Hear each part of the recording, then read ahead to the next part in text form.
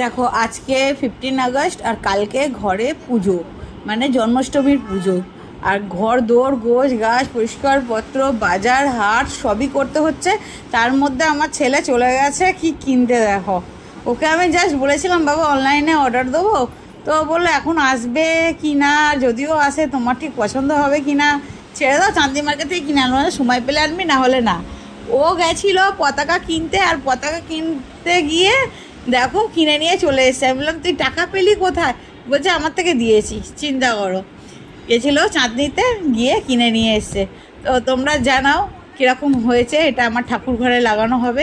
কালকে ঠাকুর ঘর পুরো পরিষ্কার হয়েছে, পরিষ্কার করা হয়েছে, ঘরদোর গোছানো হচ্ছে, পরিষ্কার হচ্ছে, সব একসাথে চলছে। রান্না খাওয়া বাজার হাট দোকান কেনাকাটা সব চলছে। কালকে রাত পোহালেই আজকে, মানে আজকে রাত পোহালে কাল পুজো। তো কেমন হয়েছে জানিও। এটা ঠাকুর ঘরে লাগাবো, লাগাবার পর তোমাদেরকে দেখাবো, ঠিক আছে? কেমন হয়েছে জানিও কমেন্ট বক্সে।